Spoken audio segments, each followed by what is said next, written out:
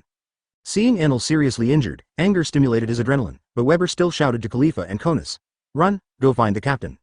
Kizaru gently raised his index finger and pointed it at the two girls, and slowly said in their horrified eyes. I'm sorry, Neuer, I can't save you now. The flickering golden light became stronger and stronger, and accompanied by a clear sound, a powerful laser beam shot out. Under Weber's desperate gaze, the sound of a huge explosion resounded throughout the island. A huge argivine tree collapsed with a loud bang, but the two women in front of it were pinned to the ground by a man and avoided the laser. Looking at the orange hat, Kizaru scratched his head in annoyance and muttered, the scary person is coming. Ace held his hat, his hands surging with heat, and said word by word. You just said that Neuer can't save anyone? Chapter 102, Furious Neuer. Kizaru nodded in realization and said to himself, Porgas d Ace, by the way, Neuer sailed with you before. So you want to help him? Ace flexed his arms and smiled without fear, since they're Neuer's companions, I must help. After all, I've been waiting here for so long, but it's just for them. Khalifa looked up from behind and asked in surprise, are you the captain's friend? Konis looked at Ace's face and suddenly realized, I remember now, Ace, the captain often mentioned you. Ace's eyes lit up, and he scratched his head and laughed awkwardly, ha ha ha ha, no, what did he say about me? Konis tilted her head and thought for a moment before saying, I can't remember, but he often drools over your bounty. Ace said proudly, I guess he's jealous of my bounty. It's because he refused to be a pirate with me in the first place, humph. Ace inexplicably started chatting with others about family matters, and the admirals and marines were suddenly ignored. The marines shouted indignantly. The two vice-admirals were about to get angry and teach the pirates a lesson when they saw their own superiors. Kizaru stuck his head out, put his hand to his ear and listened with a smile, like an old man listening to 8 trigrams at the entrance of the village. Under the scorching gaze of the vice-admiral, Mr. Huang finally became serious, raised his finger and shot the laser at Ace again. Ace rescued the people and started fighting Kizaru with all his strength. Nearly a year after they separated, Ace has gone through battles of all sizes, and with his own talents, the Mera fruit has been developed to perfection. When Ace first started developing Mera fruit, the most important thing was momentum. Ace focuses on training the flame area and coverage, which combined with the impact force as his favorite flame force. But Neuer shook his head when he saw it and suggested that he start with the temperature first. Ace also obeyed, and the flames he wielded in the battle with Kizaru were obviously much hotter than normal flames. Moreover, in the core of the flame, there was a faint jumping white flame, as if it was undergoing a long evolution. In addition, Neuer taught him a small amount of Haki orally. God knows how strong Ace's worst bloodline talent is. After the adventure on the route, he can now use it freely. Kizaru and Ace fought back and forth. Although Ace was still at a disadvantage, he was able to fight back from time to time. Weber took advantage of this opportunity to carry the unconscious Enel on his back and stood aside watching Ace. The captain's friend is also so strong. Weber felt a little bitter. Everything had been going smoothly these days, and he and Enel had underestimated the battle in Shanghai. That wretched old man really taught them a lesson. Advertisement at this moment, a door in the air was pushed open, and the protagonist Neuer, who had not appeared in 2 chapters, finally came back. Lucci and Bluno followed behind, and Robin saw that Konis and the others were injured, so he quickly ran over. The sharp-eyed Vice-Admiral Doberman immediately spotted Neuer and others who suddenly appeared. But his focus was on Rob Lucci behind Neuer. Lucci, who implements dark justice, has become a running dog of the pirates. Doberman couldn't stand it any longer and rushed towards them with the marine soldiers. Lucci frowned and rushed into the group of marines with Bluno, while Neuer took the opportunity to run to the battlefield between Ace and Kizaru. When Neuer saw Ace, he was quite surprised, but when he saw Kizaru, Neuer happily forgot about Ace. Principal Shin-chan is here at Baratti, good thing. The talent of sparkling fruit may be of higher quality than any fruit he currently has. Neuer drew out the ghost Moro and rushed towards the battlefield happily. Ace saw a man running over, took a closer look and laughed, Neuer, long time no see. Neuer fist bumped with Ace and said with a smile, I heard you saved my people, thanks. Ace shook his head and pointed at Kizaru. It's okay. It's more important to deal with the Admiral first. Kizaru looked at Neuer who had arrived, and his casual face finally showed some seriousness. Neuer was the person that the Marine had been discussing for a few days. He was sent to deal with Neuer today, not only because of the unscrupulous Marshal's pressure, but also because of Sengoku's considerations. Neuer dived into the shadows, and Ace exhaled 2 pillars of fire from his arms, facing Kizaru head-on. While Kizaru was dealing with Ace, Neuer emerged from the shadows and slashed horizontally, but was blocked by a lightsaber that appeared out of nowhere. The attack was fruitless, so Neuer simply took out his card and reached out to Kizaru. Who would have thought that Kizaru, who was not afraid of punches or sword strikes, would turn into light and crawl out of the attack range as if he had encountered a virus when he saw Neuer's hand. Neuer and Ace were stunned for a moment. Kizaru secretly breathed a sigh of relief. This was the result of their Marine high-level discussion on Neuer's abilities. According to their discussion, the replica fruit, which has never appeared in history, should be a special paramecia ability. According to the usual way of paramecia ability users to activate their abilities, they usually use physical touch. Advertisement: this should be even more true for the ability to copy fruit bugs, which may have even more limitations. According to Neuer's previous combat data, Sengoku's old silver coin has a storage capacity limit of about 5 copies. To guard against this ability, the method is very simple. Don't let that guy touch it, or just chop off his hand. This is why the top management unanimously agreed that Kizaru was the best candidate to deal with Neuer. Because Neuer couldn't catch him. The two fought desperately with Kizaru, but as the fight went on, Neuer felt something was wrong. If the fight continues for a while, Neuer's face will turn green with anger. He finally realized that Kizaru was definitely on guard against him. Several times, even when Kizaru's attack was about to succeed, as long as Neuer stretched out his evil little hand, the wretched man would jump away. Even though Kizaru was injured, he would not let Neuer touch him at all costs. After the fight, Neuer actually felt like he was molesting a decent young woman. Neuer suspected with some horror that Marine knew that he had a system. Marine didn't know either. They tried to analyze it according to the old ideas, and they accidentally got it right, which caused Neuer a lot of trouble. After a fierce battle, Kizaru suffered some wounds, and the two of them also suffered some losses. Neuer was fine, but Ace was in a terrible condition, with many injuries of varying sizes on his body. After all, what Kizaru didn't like was Neuer's hands, but he really wanted Ace's body. Thousands of Marines surrounded him in layers, and Neuer, who had never succeeded, began to get anxious. Forget it, I'll try imitating someone else later, and do it while Kizaru lets his guard down. Neuer yelled to Bluno, open the door, get ready to escape. Bluno kicked Marine away and asked, where are we going? Neuer called all his men and the Spade Pirates together and said, go to the east shore of Baratti and prepare to flee. The unconscious Enel was on Weber's shoulder. He twitched when he heard this. He raised his head and asked with difficulty, our golden ship and the money on the ship. Neuer said speechlessly, it's arranged. Someone will pick us up, let's go. Bluno was sweating profusely. While Kizaru was stopped, he opened a door in the air and everyone rushed in. Ace walked in excitedly, and before leaving, he gave Kizaru a fire punch. The Marines were forced to retreat. Kizaru's eyebrows twisted, and he clasped his hands in front of his chest. A circular flash of light was emitted, and his body flew out at the speed of light. When Neuer reached the shore, he looked back and saw a flash of light. No way, aren't you playing the monkey? Why are you working so hard? Chapter 103 Sabo's News. Kizaru leapt into the air, and the dazzling light illuminated the entire earth like the sun. Neuer's eyelids jumped and he shouted, jump into the sea. Ace froze for a moment and said, isn't it a death sentence? Believe me, Neuer and his crew listened to the captain very much, even the aloof Lucci did as he was told and jumped into the water with a splash. Ace's crew member hesitantly came up and said, boss, this. Ace looked at the sea firmly and said, trust Neuer, let's jump. The younger brother was dumbfounded. Deuce patted his shoulder and said with a smile, don't worry, Mr. Neuer is considered an absent partner of the Spade Pirates. He won't lie to us. Ace and Neuer's group all jumped into the water, and Kizaru in the air finally finished charging up his light energy, and he pinched his fingers to fire off a shower of shining lasers, which slammed into the water with great momentum. Neuer dived into the sea, turned his head and saw the sky full of lasers, and he felt inexplicably relieved.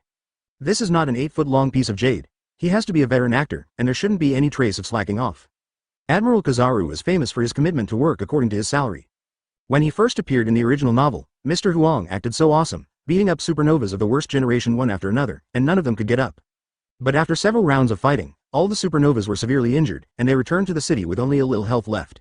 I sat until I got cramps while lifting my legs, and kicked my nephew to the white guy and the blue guy. If you dare to raise your gun, I will surrender. There is also the famous laser key shooting, but it just can't hit Luo's submarine. Needless to say, these cool operations.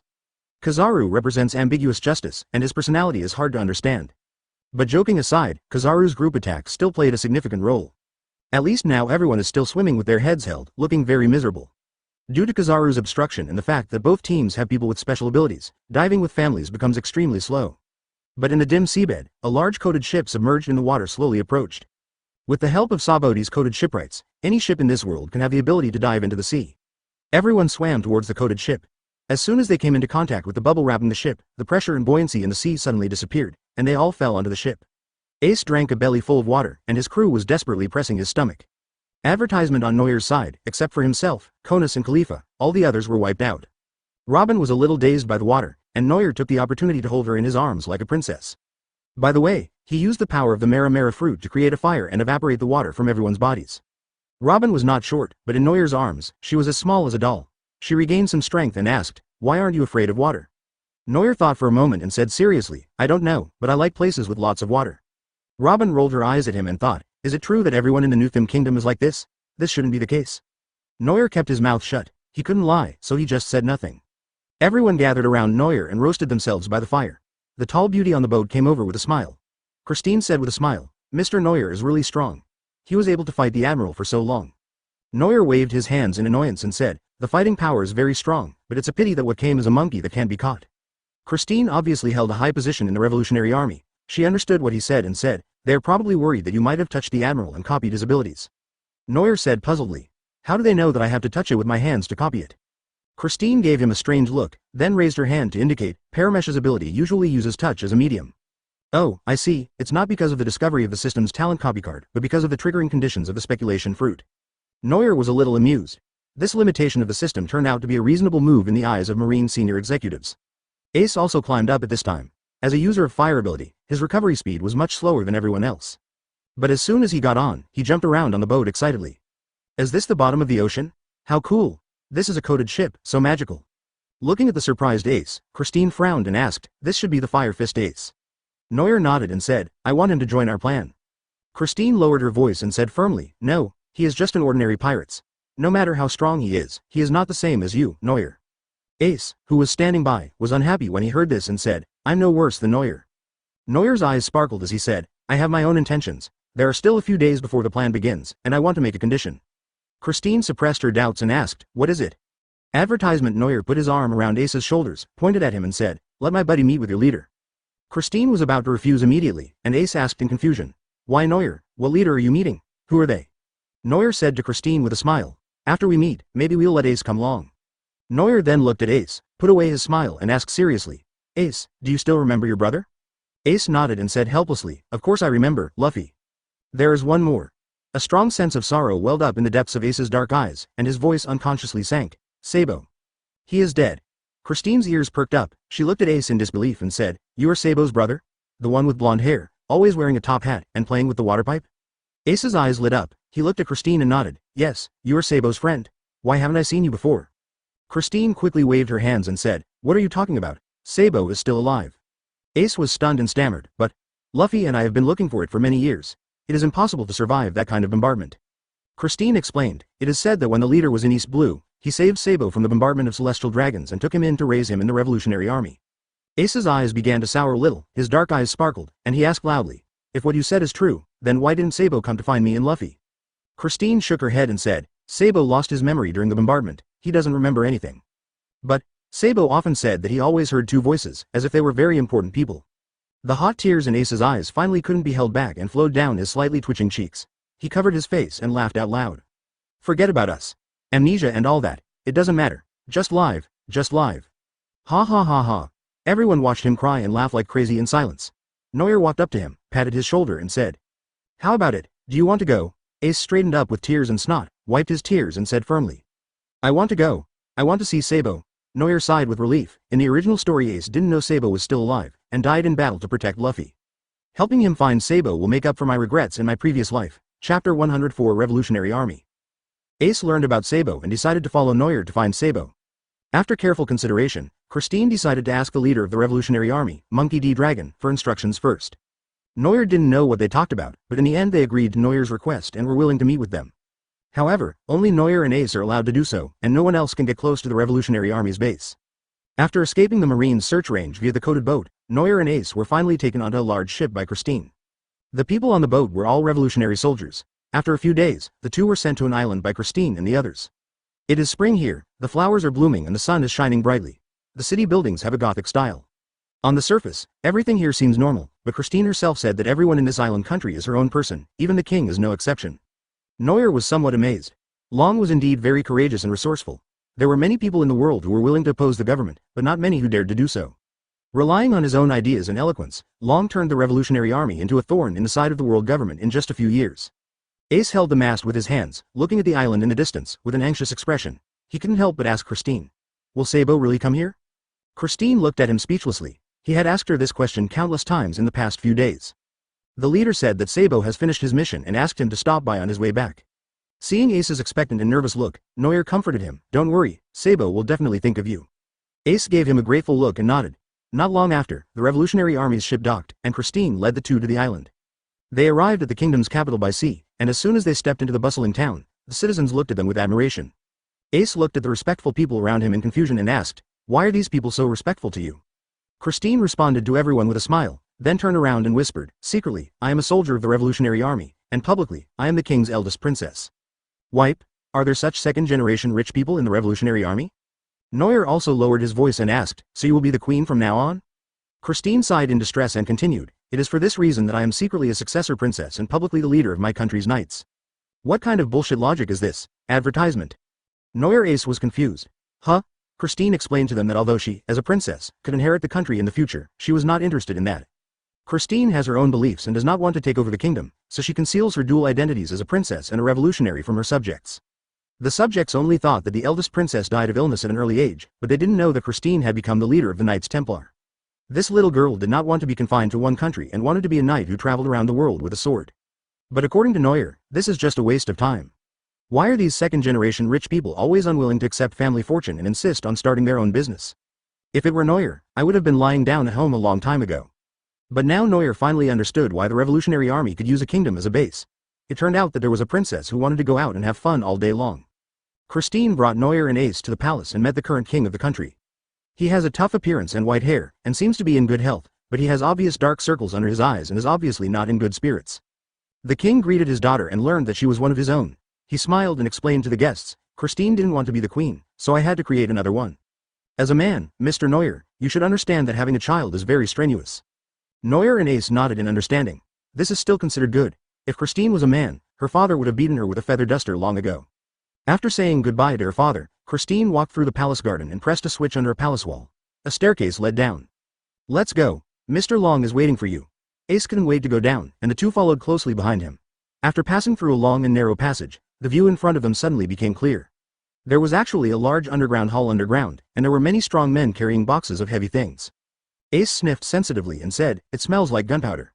Neuer suddenly said, "It seems that this is one of the bases where the revolutionary army buys arms." Christine did not deny it and said, "Our country has a rich variety of minerals. Not only are they suitable for the research and development of weapons, but we are also a world-renowned ore producer." As Ace walked, he asked curiously, "I haven't asked you yet, what is the name of your kingdom?"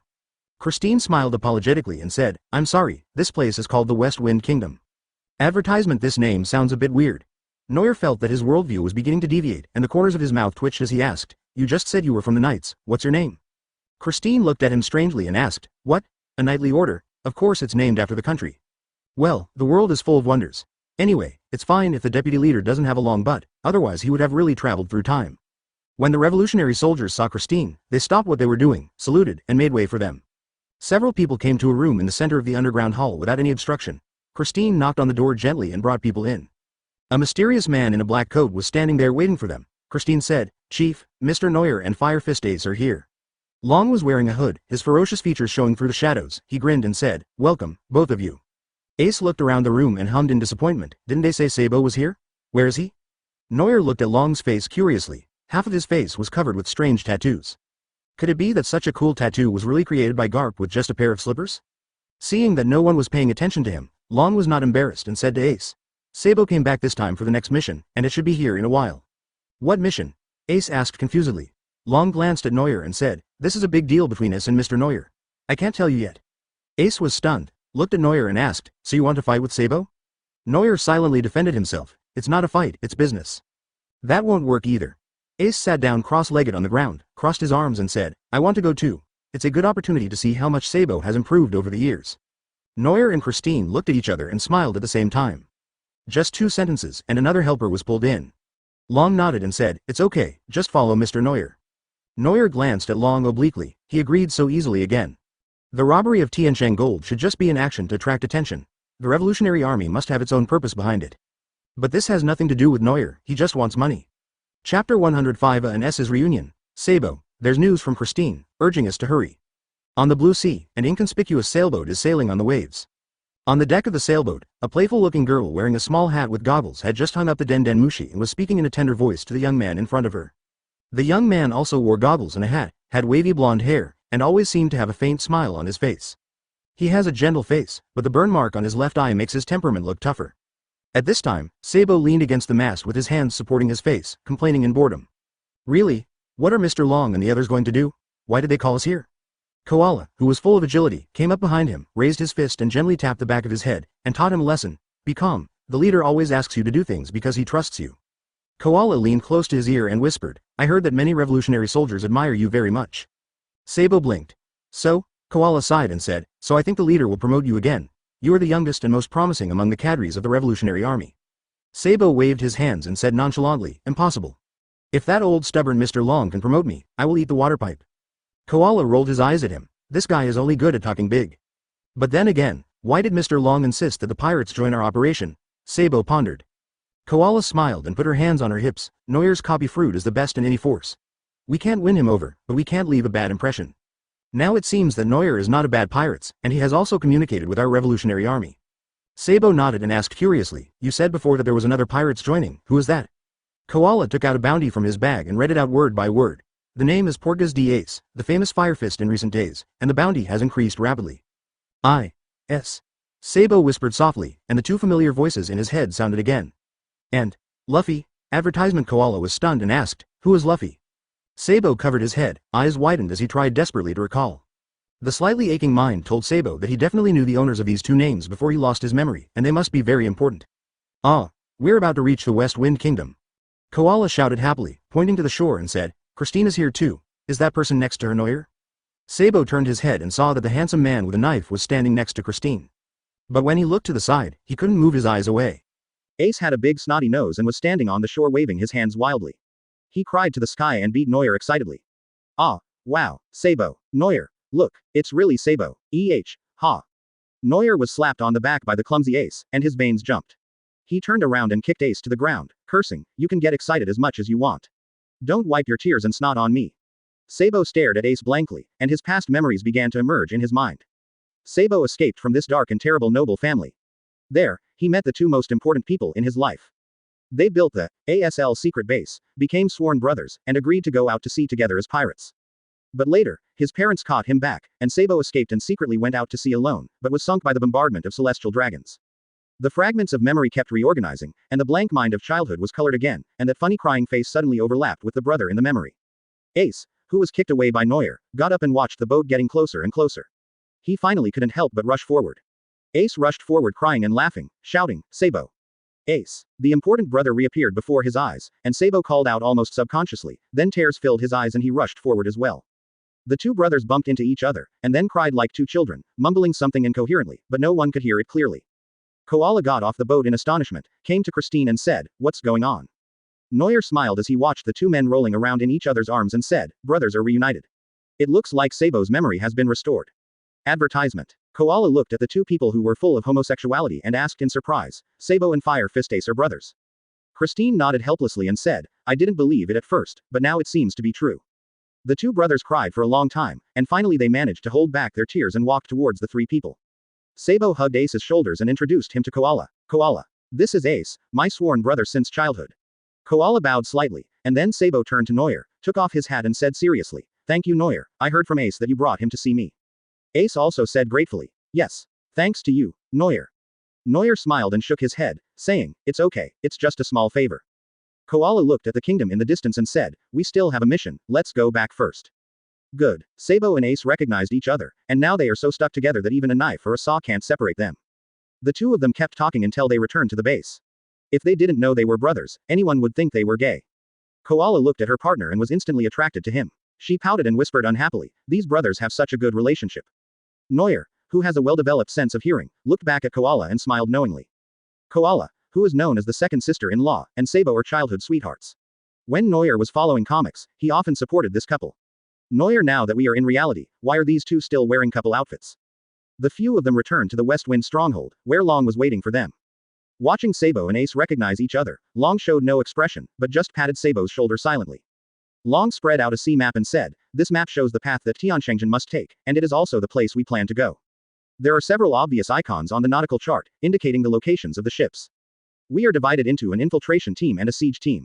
For the infiltration team, we will have to rely more on Mr. Neuer."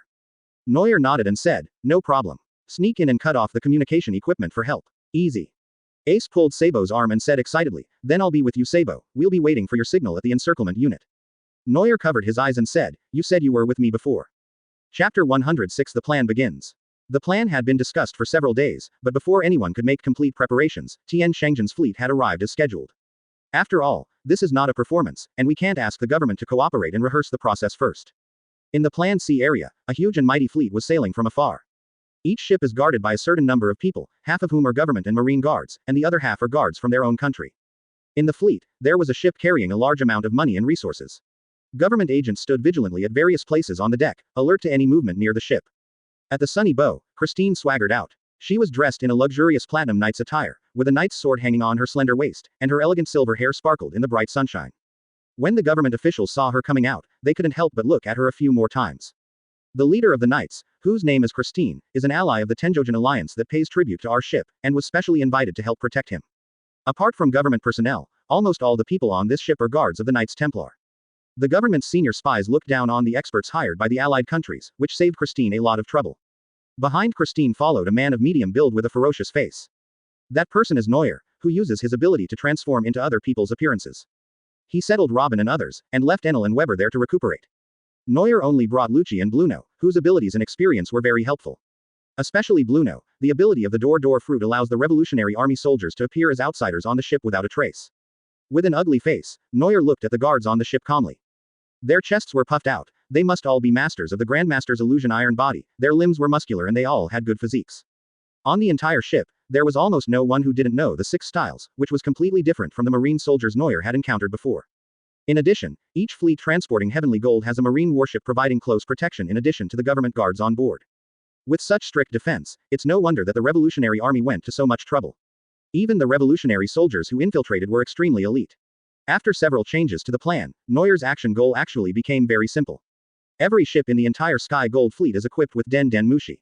The soldiers responsible for infiltration must cut off all the Den Den Mushi that communicate with the outside world. Advertisement. However, each transport ship and marine ship has a lead ship equipped with a video receiving Den Den Mushi for surveillance, and every move of each ship is monitored. This world also has cameras. Even if you have Bluno's door fruit, as soon as you show your head and are photographed, other ships will send out distress signals. The 2 lead ships were heavily guarded, and Neuer's most important target was there. It is impossible to occupy the fleet completely silently, the only thing we can do is to maximize the effectiveness of the infiltration team's actions.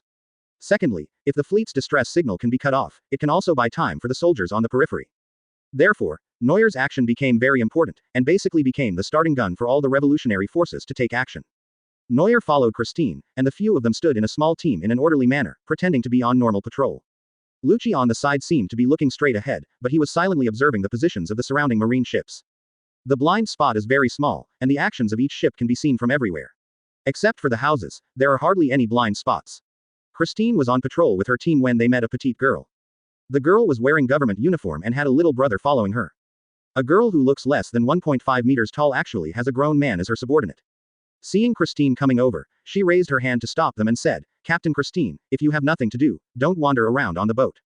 Christine narrowed her eyes and smiled gently. "It is also our duty to guard the heavenly gold that the allied countries pay as tribute."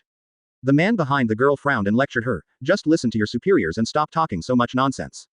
Just as Christine was about to speak, Neuer sneered, "A child who hasn't even grown all his hair yet has a good dog." Being provoked, the man immediately couldn't stand it anymore. He grabbed Neuer by the collar and yelled, "What did you say?" The girl said expressionlessly, "Captain Christine, your men need to be punished for their bad mouths." "Why don't I discipline you?" The girl winked at him, and the man understood immediately. He picked up Neuer and said with a sly grin, "You little brat. Find a place where no one is around and experience the dangers of society." Seeing the girl taking the man away, Christine looked unhappy, but she had to swallow her anger and said, "You are incompetent, I will let you deal with me as you wish." The girl sneered and nodded, then followed the man in silence. Christine laughed secretly, exchanged a glance with Lucci and Bluno, and prepared to act. Neuer was dragged away by the man, who then threw him into the sundries compartment at the bottom of the boat. The rest of the guards who had seen them before watched the scene with great interest. Advertisement. There are also people who are willing to risk their lives to challenge the government's top officials. I'm afraid they won't be able to get out alive. Soon, the girl walked into the warehouse with her hands behind her back and watched the man teach Neuer a lesson quietly. After a while, the man was beaten so badly that he lay on the ground with his eyes wide open, not even breathing. Another identical man walked over, but this time, his temperament had changed slightly. Neuer transformed himself into someone else again, tried to adjust his voice, greeted the girl, and asked, "What's your name?" "Momomi, call me Commander later." The girl had a petite body, but her expression was always cold. Neuer was not shy at all. Seeing that no one was around, he raised his hand and stroked her hair affectionately, saying with a smile, "Isn't this little Lolita's expression so adorable?" Momomi felt the temperature above her head, looked up at Neuer, and said in a bone-chillingly cold voice, "Shut up and take your hands away." "I won't," Neuer teased, but he immediately realized something was wrong. "I clearly opened my mouth, so why was no sound coming out?" Neuer looked at Momomi in surprise, as if roaring in his heart. The silence fruit. This is Corzone's ability, right? By the way, Corzone died, so Devil Fruit naturally reappeared. It seems that this revolutionary Momomi who is lurking in the government has inherited the power of the Fruit of Silence. No wonder Christine and the others asked her to cooperate with them. Momomi looked at Neuer who had calmed down and said to herself, "Don't look at me because I'm short, but I'm 27 years old. Show some respect." Huh, Neuer looked at the loli in front of him with even more shock. She didn't look her age at all. The girl, who is almost 30 years old, is short, has A-grade hair, and has a childish voice and face. It's really weird. They are all of the same age. Look at Miss Robin. Neuer once measured his chest circumference at the risk of his life for the sake of great scientific practice, and it was exactly 1 meter. That pair of giant peaches are definitely almost as big as my head. The second dimension competition is high. But later, he was almost buried alive by Robin. Chapter 107 Neuer in action. The government agents on duty on the ship saw Momomi and his men coming up to the deck. The spy then put aside his suspicions and silently sympathized with the man who had offended Momomi. He didn't follow them out, so he must have been dealt with. Feeling several eyes staring at him, Neuer smiled disdainfully. The ability of clone fruit is not something that ordinary people can see through. With Momomi leading the way, Neuer's actions became much easier. The highest commander of the ship that Christine and the others were on was quickly found by Neuer. Thanks to Momomi's status, Neuer easily reached him and copied his appearance. With the help of Bluno's door fruit, Neuer approached the leading ship one by one. After going through the tedious process and dealing with one government official after another, Neuer finally found the surveillance room. Neuer walked into the monitoring room with a dark face. This plan seemed quite cool at first, but the execution was not only troublesome, but also boring. It would be better to be in East Blue, where you can stand there with a knife and rob anyone you want in the vast sea. Neuer's face now is that of an executive in the monitoring room. He looks up at the staff around him. There are so many people staring at the image Den Mushi in such a big room, and there are also quite a few communication Den Mushi. It is difficult for ordinary people to deal with them quickly. But for Neuer, it was just a conqueror's shock. Even if there is an expert holding it back, it can be dealt with 2 more punches at most.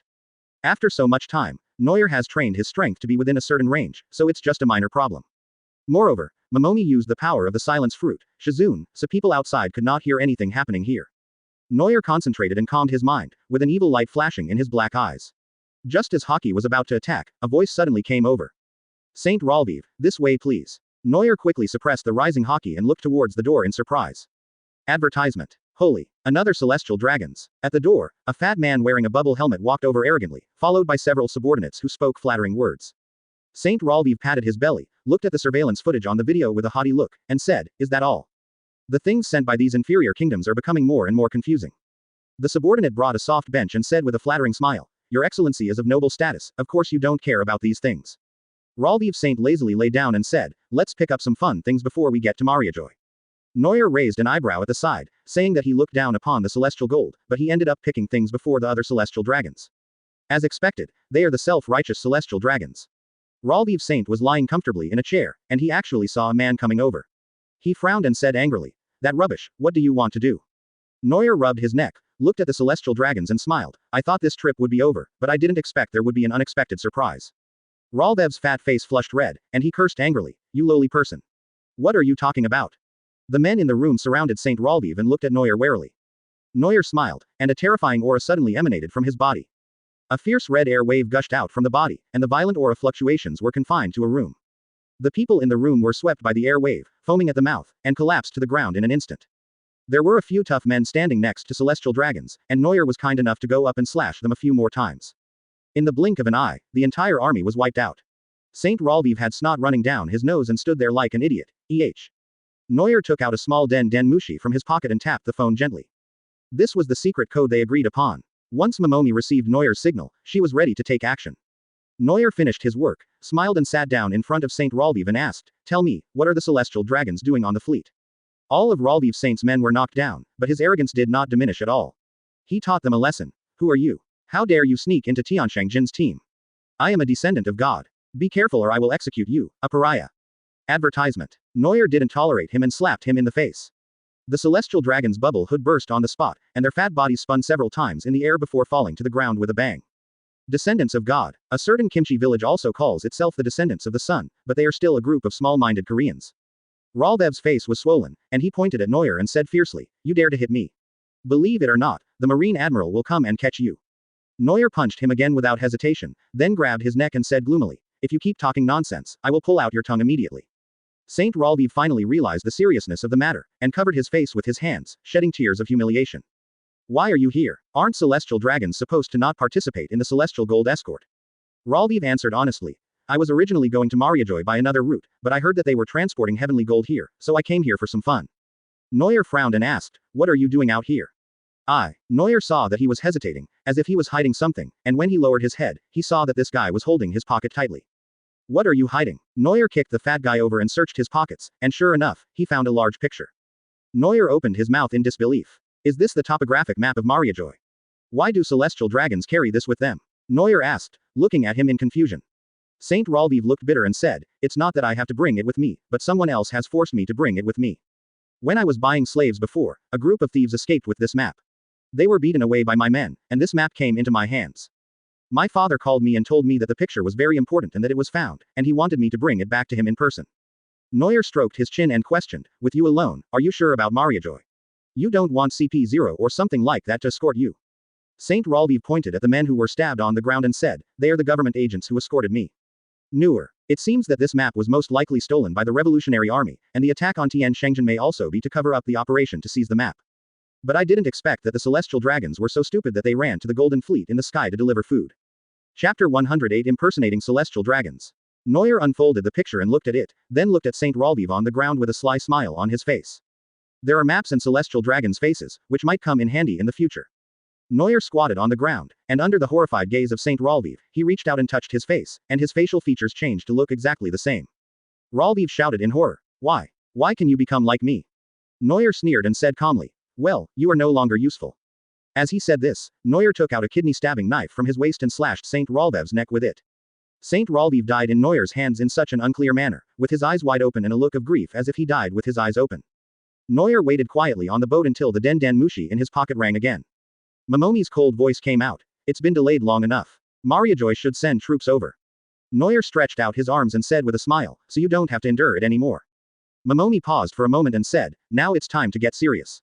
After Neuer hung up the phone, he restored his body to its original state and walked out of the room. The guard on the deck saw a stranger coming out, raised his gun and asked in surprise, "Who are you?" Neuer raised his eyebrows slightly and pointed a finger at the guard provocatively. The government guards couldn't stand this and opened fire angrily at the command. On other ships, the revolutionary soldiers who had infiltrated the ships began to cause chaos from within. The guarding marine ship had no idea of the situation, but they would be busy next. One after another, large ships coated with the film rushed to the surface from the bottom of the sea, and the sea echoed with deafening shouts of killing. On the Revolutionary Army ship, Ace jumped onto the marine ship first and shouted excitedly, "Fire fist!" The giant orange-red flaming fist instantly broke through several marine ships. The officers on the marine ships were horrified. "Fire fist Ace! Attention Marines! Pirates!" The Marines took up their weapons and started fighting with the revolutionary soldiers who rushed over. Sabo followed Ace onto the boat. With his masterful armament Haki and the dragon claw that could crush power, killing people in the enemy camp was as easy as pinching instant noodles. Advertisement. The dragon's breath can easily shatter a ship, and the terrifying fire fist can cause a ship to sink. The two brothers cooperated to fight again, and they are still so powerful. However, after Ace threw Guei Moro to Neuer, the situation on the battlefield changed again. Neuer, holding the demon sword, was filled with evil spirit, and the sword energy emitted from his every move was like a resentful evil spirit. Marine, who was injured by the sword energy, felt like he was haunted by an evil spirit. The pain became more and more obvious, and the blood could not stop flowing. What's worse, he even saw a hallucination of ghosts behind Neuer. Neuer used his unskilled shadow movement to transform himself into an emotionless life harvester, and the fear in the marine soldiers' hearts became more and more profound. Christine reunited with Neuer and asked in surprise, "You also copied the shadow fruit?" Neuer nodded and said, "I killed Moria and copied it by the way." Christine was speechless after hearing this. Shichibukai was killed by Neuer. How come she hasn't heard the news? If I had known I had this ability earlier, I might have changed the plan. Lucci used Tempest Kick to send the opponent flying again, and said to Neuer, "The escort team is easy to deal with, but the reinforcements that will come soon will be difficult to deal with." Neuer nodded and instructed Bluno, "Hurry up and help the Revolutionary Army move the Heavenly Gold. The more the better." Yes, it is conceivable that the Revolutionary Army, which was working together from inside and outside, had almost put out most of their resources and was coming with such force that even if the guards had many experts, it would be of no avail. Tenshang Jin's enemies gradually showed signs of decline, and soon suffered a complete defeat, with their ships being occupied by the Revolutionary Army. But before everyone could catch their breath, soldiers conducting reconnaissance in the distant sea brought news that a large number of marine reinforcements had arrived. Everyone has moved most of the resources of Tianshangjian, and only a small amount of wealth has been taken away. Neuer, who was very careful about what he saw, quickly said to Ace, "Quick. Burn the boat, don't leave anything behind." Ace nodded honestly and said, "Leave it to me." At this time, on the marine warship that arrived with a large number of people, a white-haired but energetic marine old woman was looking into the distance with a worried look on her face. The female vice admiral at the side saw this and quickly consoled her. "Don't worry, Vice Admiral He, there is still time, we can definitely catch those damn pirates." Vice Admiral He, known as the Chief of Staff, rubbed his brows tiredly and said, "I hope so. In recent years, there have been too many villains eyeing Tianshangjian." The Deputy General felt the same way and was about to speak, but was interrupted by loud laughter from the side. Advertisement. A sturdy gray-haired old man was holding a bag of senbei in his hand, chewing them and saying in a careless manner, "Xiaohei is just overthinking. The sky gold tribulation is a tribulation. Those shitty celestial dragons are just pictures of Ichiraku." The Crane Vice Admiral glared at the man and scolded, "Garp. You were not ordered to come with me, so leave me alone." Garp said with a smug smile, "I just want to help you catch the pirates." Vice Admiral Crane glanced at him and said, "Among the pirates who attacked was Ace the Fire Fist. I have always wondered if he has any relationship with you." Upon hearing this, Garp whistled, wiped his sweat and stammered as if nothing had happened. What does it relate? You think too much." Vice Admiral He complained expressionlessly, "You are so good at lying that you can't even fool a dog." The marine warships were getting closer and closer to the battlefield of the Revolutionary Army. Crane and the others had already seen the sea filled with smoke and the wreckage of countless ships ablaze. Garp put his hands on the pergola and looked out. "Oh, really capable. Is this the time to say that?" Vice Admiral He gave an order with a dark face. "Prepare for battle, don't let them escape." Yes. Meanwhile, the revolutionary soldiers returned to the coated ship again, ready to escape. At this moment, Neuer, who was about to run away, suddenly heard Ace's puzzled words, "Is that an old man?" Neuer shuddered and quickly looked in the direction Ace was looking. The old man who was picking his nose with a senbei in his hand has a face that looks exactly like Luffy. It must be Garp. Master. A great master. Garp's Haki talent had been within Neuer's target range from the beginning. It seems that I can't run away now. I have to find a way to get Garp's talent. Fortune and wealth must be sought in danger. After thinking for a moment, Neuer's eyes lit up, and he pulled Lucci and Bluno over and whispered instructions. The revolutionary army's ships began to flee, and the marine fleet desperately chased after them. The vice admiral on the ship was in charge of the overall situation. Suddenly, a marine soldier ran over and said, "Report. Celestial Dragons Ralviv Saint survived. Request our escort." Chapter 109 Garp's Haki. Vice Admiral Crane said suspiciously, "In such a tragic battlefield, that celestial dragon actually survived." The soldier who reported the incident hesitated for a moment, then stamped his feet and saluted, affirming, "Yes, Vice Admiral, I have verified his identity, and it is indeed Saint Ralviv." Vice Admiral Crane nodded and ordered, "Bring him here, I'll take another look." The soldier took the order and left. Garp said nonchalantly, "Why would you meet celestial dragons? Maybe you're just lucky." Vice Admiral Crane ignored Garp's words and stared sharply at the celestial dragons brought over by the soldiers. At this moment, Neuer was a little panicked. Although the imitation is very similar, this old lady is one of the most intelligent people in Marine. Don't let her see any flaws. The Vice Admiral observed Neuer calmly, and Neuer also showed his fear and celestial dragon's arrogance at the right time, cursing, "What are you Marines doing? I'm about to be killed by the criminals. This bad attitude is fine." Vice Admiral Crane didn't care about Neuer's harsh words at all and calmly explained, "Saint Ralviv, this is clearly a premeditated large-scale action. We didn't expect it." Neuer said proudly, "Are all Marine officers like this?" After being scolded, Garp naturally couldn't stand his temper. He rushed forward and shot Neuer in the head with his iron fist, knocking him down on the spot.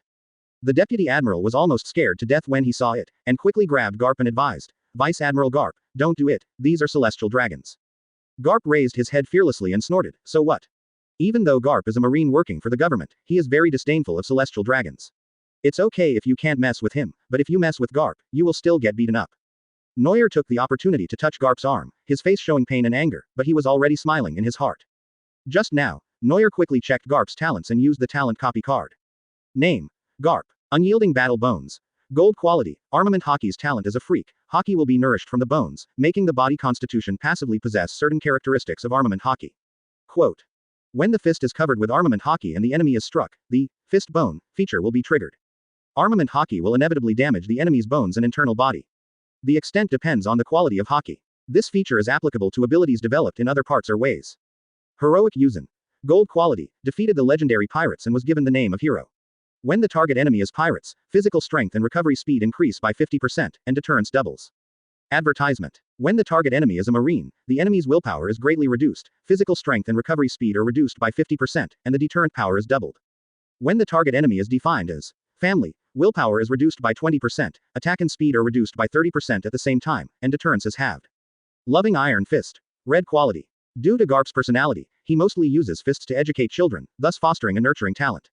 When full of love, the attack is defined as family. The learning ability, willpower, physical strength and recovery speed of the attacked object will all double for a certain period of time, but the IQ will decrease permanently or for a period of time depending on the situation of the attack. Withdrawn a message. Red quality. Garp's outspokenness makes him speak out of turn, and he often reveals important information, so he often asks people who hear him to forget it after he finishes speaking. When Garp retracts what he said, the chances of others forgetting, not caring, or keeping its secret increase. Neuer sat on the ground blankly, looking at the talent displayed on the system. 2 golds and 2 reds really highlight Garp's strength, but there seem to be a few strange things mixed in. It turns out that Luffy's stupidity and fighting talent were caused by Garp's loving Iron Fist. There is also the talent of withdrawing messages. Is the system serious? I inexplicably want this talent. Having said that, Neuer was not idle and immediately copied the unyielding war bones. As for which one to replace, Neuer originally wanted to replace Shanks's Bajian Dao. Although it is only a purple talent, the Haki training bonus of this talent is particularly useful, so it has never been replaced, and Neuer is a little reluctant to do so. With the Dark Gold Supreme Swordsman, this talent can be replaced sooner or later, but there is no rush now. Neuer now wants to change the ability of a fruit. Now that you have a complete shadow fruit, you need to focus on developing it. The other fruit abilities become auxiliary. If you think in this way, it is not a loss to reduce 1 slot for practicing Haki. Forget it, let's put Lao Sha in the Cold Palace first. Shasha's ability is really not that good on the sea. Anyway, he has entered the illustrated book and can be used when he wants. Neuer replaced the indomitable battle bones with the sand fruit, and a dark energy seemed to flow through his body, as if his bones were replaced with a whole new set. Neuer, feeling refreshed, subconsciously clenched his fists, and sure enough, there was an exceptionally violent Haki flowing through him. Advertisement. The golden talent that specializes in armament Haki is really powerful to use. When I incorporate the characteristics of this talent into my swordsmanship, wouldn't that be sword bone? He and Garp were a little confused when they saw Neuer squatting on the ground, sometimes smiling slyly and sometimes looking melancholy. Garp scratched his head and asked, was this kid made stupid by my beating? Vice Admiral he glanced at him, took something from the Deputy General, and walked towards Neuer. Neuer came to his senses and found that Crane had put a handcuff on his wrist. Completion. Neuer was dumbfounded. Did she find out that she was an imposter? Who knows? Crane looked at Neuer's expression, loosened the handcuffs and said, sorry, Roelvi Saint, these are Seastone handcuffs, just a small test. Neuer was stunned for a moment, then he understood. Seastone was defending himself. If it was a person with special abilities imitating Saint Ralviv, Crane's actions just now would have been exposed. But Neuer, the wall hanger, doesn't buy it. Neuer only copies the fruit ability, not the sea spit, so seawater and seastone are useless. Seeing that he believed his identity, Neuer quickly continued to play the role of celestial dragons and said in feigned anger, how dare you question my honorable master? And you, such an impudent man. How dare you lay hands on me? I will remove you from your position. In fact, Garp's move was measured. To Neuer, it was just a brain-shattering blow at best. But the pampered celestial dragons couldn't do that, so Neuer had to use his best acting skills to fool them. Garp listened to Neuer's revengeful remarks and said nonchalantly, I'm so sorry, I forgot you were a celestial dragon. Can you pretend that I never hit you? I'll treat you to senbei. Even though it was just acting, Neuer was so angry that he cursed. How can we pretend this never happened? You, what did you do? Oh yeah, it's disrespectful of you to attack celestial dragons. Chapter 110 Entering the Holy Land. Neuer and Garp were like 2 childish ghosts, swearing and spitting at each other crazily. Vice Admiral he looked at the 2 grown men speechlessly. It turned out that only fools could communicate with each other. The Vice Admiral looked at Neuer, hesitated for a moment, and whispered, Sir Vice Admiral, I feel that this celestial dragons has a rather gentle personality. Vice Admiral he nodded and ordered, send him back to Mariajoy, and ask the government to pay more attention to him. The fleet led by Garp and Crane chased for a long time, but still could not find Ace and his team. Vice Admiral he rubbed his temple and said worriedly, it should be the Revolutionary Army. Garp and the deputy commander were stunned and asked in confusion, but weren't the ones who attacked Tenjojin the pirates? Devilman Neuer and Fire Fist Ace. Vice Admiral he sneered and said, pirates alone can't make such a big scene. Garp breathed a sigh of relief and said, I'm glad Ace didn't plan this. After that, he started to worry silently in his heart, but this was done by a dragon, it doesn't seem good. After chasing the attackers to no avail, Garp and Crane had to turn back and send Neuer back to Mariajoy as one of the celestial dragons. The holy land of Mariajoy, inhabited by the world's nobles, the celestial dragons, is a well-guarded place with a great geographical advantage. Because it is located on the tall red line, it is difficult for anyone to attack it. But there are always exceptions in the world. Fisher Tiger, the fishman, is a tough guy. He climbed up to the Holy Land with his bare hands, freed thousands of slaves single-handedly, and then burned Mariajoy to escape, founding the Sun Pirates. Moreover, this is the first man to openly declare war on the world government, so even dragons have to step back. It's a pity that his life was like that of a super-cheating protagonist, but he still ended his life by dying at sea. Now Neuer doesn't have to climb the red line with his bare hands, he can take the official dedicated passage to Mariajoy directly. This is also another route to New World from the park besides the Fishman Island. Just after landing in Mariajoy, Neuer was looking at the scenery outside excitedly, when suddenly a group of vigilant burly men appeared and sandwiched him in the middle. Neuer, whose vision was blocked by the change in height, said angrily, what are you doing?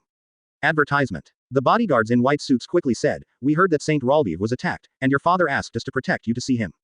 Roelby Saint's father is looking for him. Neuer thought of the map of Mariajoy and began to ponder. He probably wanted to take credit for this picture, or get some benefit, so Saint Ralviv's actions were so covert.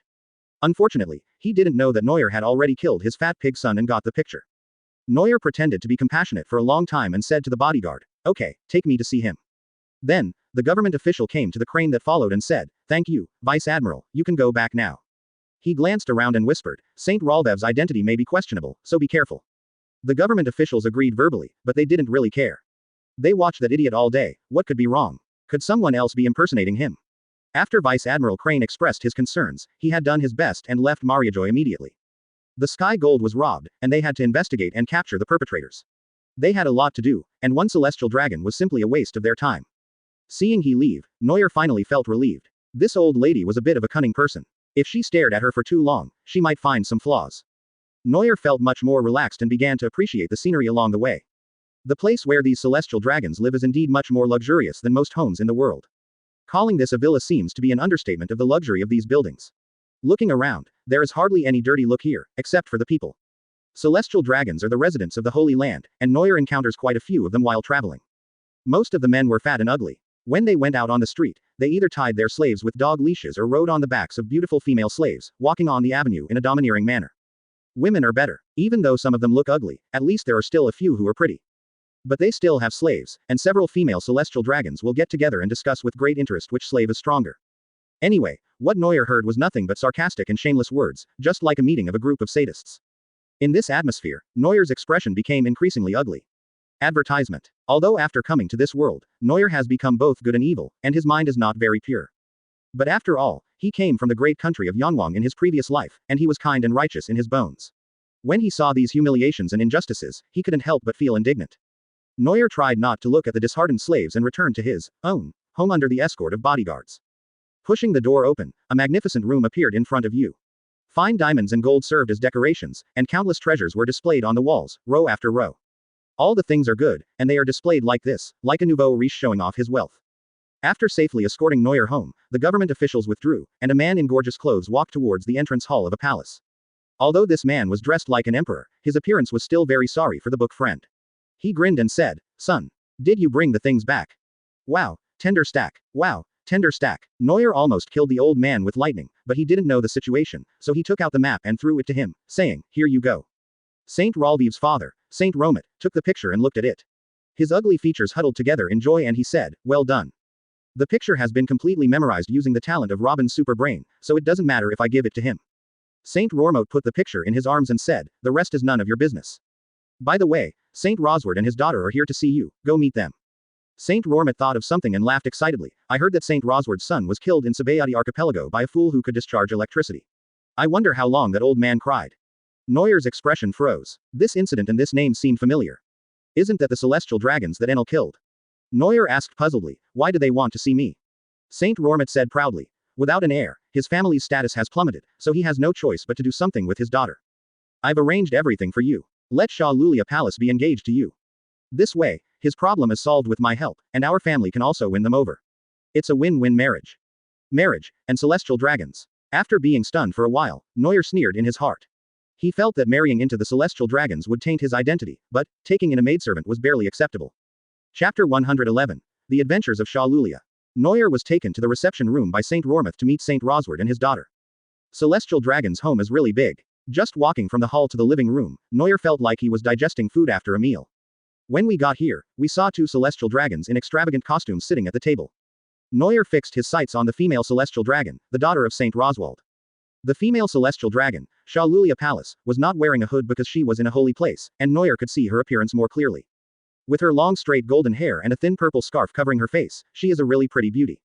Saint Rormat saw Neuer staring at the palace of Charlulia and said with a smile, it seems that you two have a lot to talk about.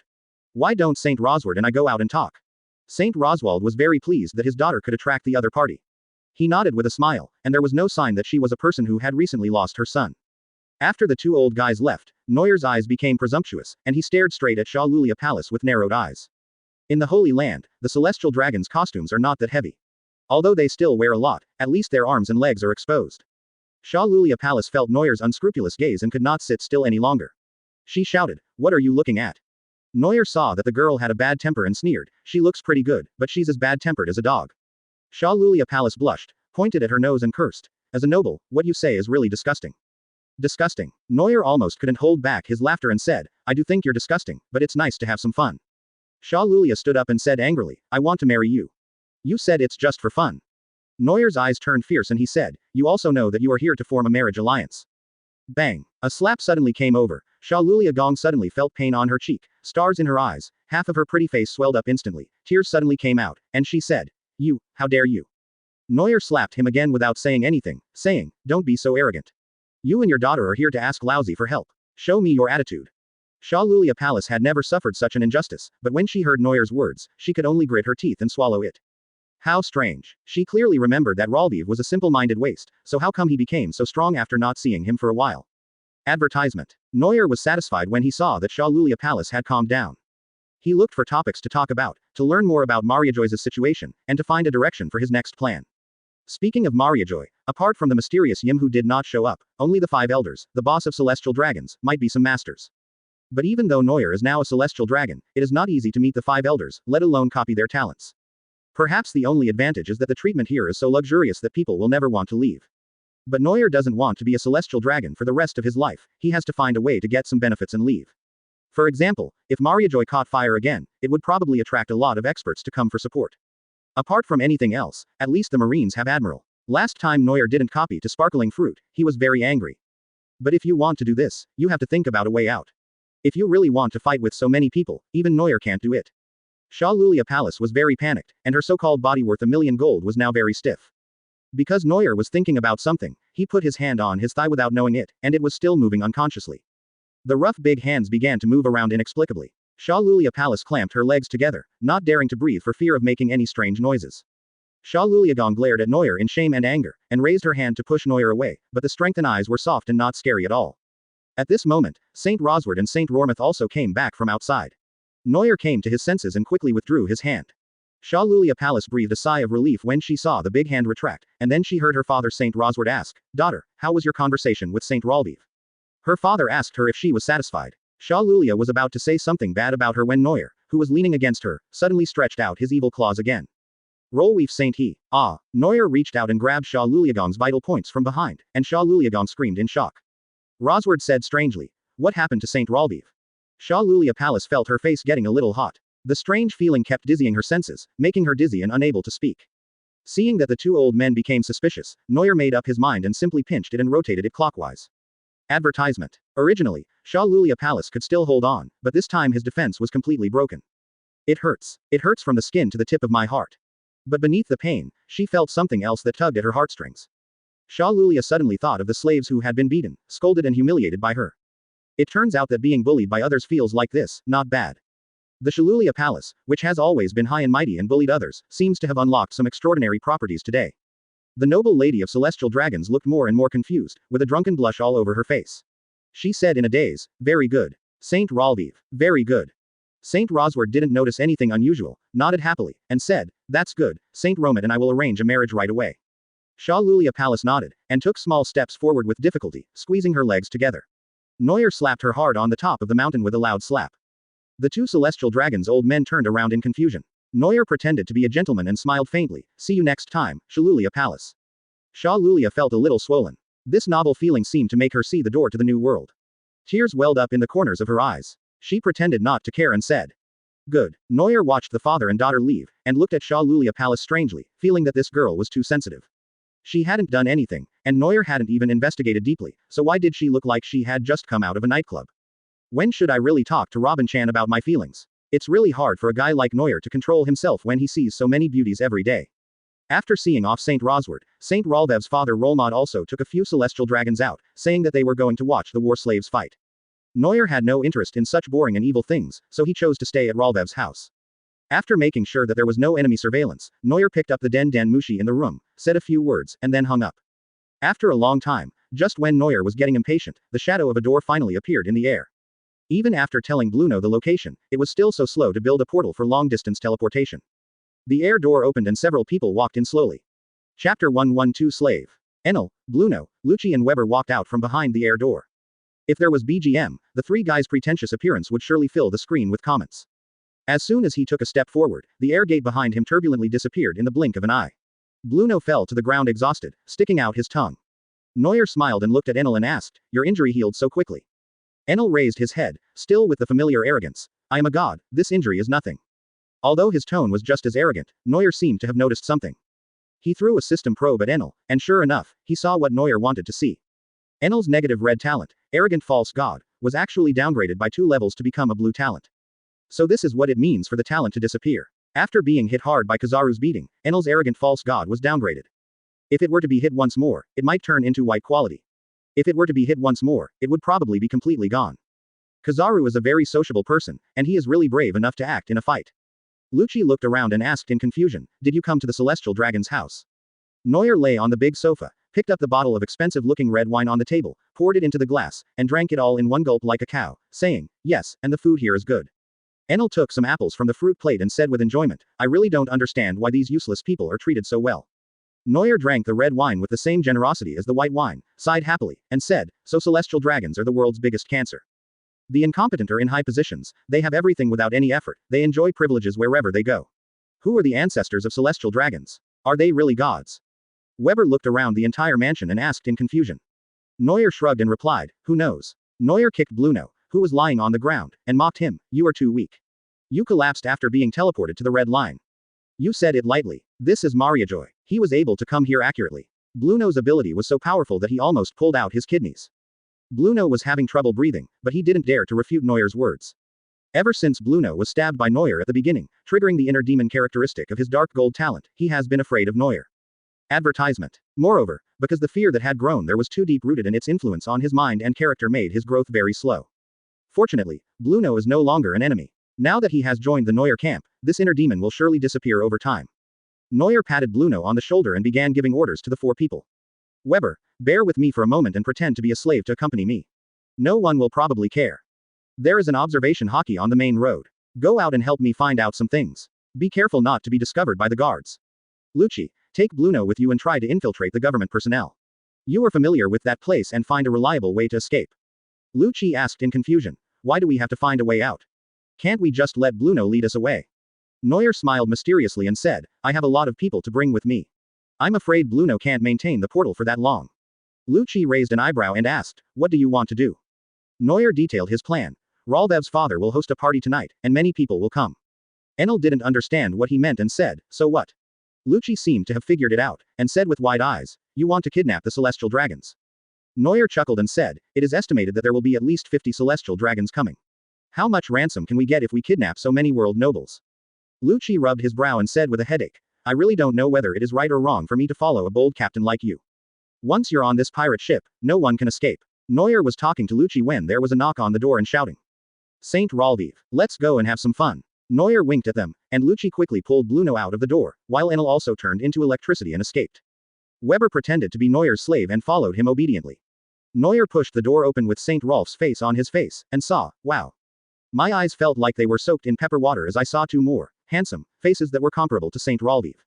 Neuer suppressed the urge to vomit and said coldly, what are you doing here? The two celestial dragons were stunned for a moment and said, before you left, didn't you say that you would come back to fight the slaves together? Neuer nodded, his expression unchanged, and said, ah, I did say that. Advertisement. Well, what are your names? The two celestial dragons looked at each other, then actually politely introduced themselves. My name is Longtao Yihaosheng, and this is my brother Longtao Haosheng, don't you recognize us? Neuer suddenly realized and said, how could that be? I'm just testing you. Celestial dragons pride themselves on their noble bloodline, so they disdain to have relationships with any race other than celestial dragons. They usually marry close relatives within the clan to leave offspring. This is why celestial dragons have a low fertility rate and, like these two, generally have low IQs. As for celestial dragons having many wives, they just treat women as playthings to satisfy their own pervert needs. When the celestial dragons got tired of playing with those kidnapped women, the better ones were sent back to their original families by the government, but most of them suffered from mental breakdown and dementia. Needless to say, those who were almost killed were all taken away by celestial dragons. Now the two brothers celestial dragons take Neuer to a private entertainment activity among the Mariajoy nobles. Every celestial dragons has some stolen slaves, and these slaves can be roughly divided into two categories. One category is slaves for pleasure, including female slaves with good looks and figures, male slaves with strong looks, and people of various races, who are abused by celestial dragons for their pleasure. There is another category of war slaves. Although they are also for entertainment, their fighting ability is high enough that they are often released by celestial dragons to fight for their own entertainment. Long Dao Yihao looked at Weber behind Neuer with envy and said, Saint Roelvi is indeed a descendant of a wealthy family. His war slaves are so impressive. Why don't you sell them to me? When Weber heard this, a cold murderous intent surged in his body, and he wanted to kill the celestial dragons directly. Neuer quickly held him down, glanced at Long Dao Yihao coldly and said, don't mess with him. If he really kills you, I won't care. Long Dao Yihao smiled disapprovingly and said contemptuously, if you don't want to sell it, then don't sell it. What are we betting on in this slave fight? The two of them brought Neuer to the spacious slave fighting arena, where many celestial dragons were sitting in the VIP seats to watch the show. This is a private venue set up by the noble children of celestial dragons for fighting between war slaves. The sons of nobles would often take out carefully selected war slaves and gamble with other families to win some rewards. Of course, it won't be money, something that celestial dragons look down upon, but usually some interesting rare treasures. Long Towerhao took a package from his men, took out a few things from it, and shouted excitedly on the field. Whoever defeats my war slave, I will give these to him. Neuer took a closer look and saw that the patterned ball that the guy threw out of his bag looked like a devil fruit. Chapter 113 Weber's Request. The market price of devil fruit is over 100 million Baileys, while celestial dragons has nothing but money. This fun fruit will have some interesting changes if you feed it to your slave. My brother and I bought it at an auction with great difficulty. Seeing that everyone was interested, Long Dao Yihaosheng said to Neuer proudly. Neuer picked up the fruit curiously and asked, what is this fruit good for?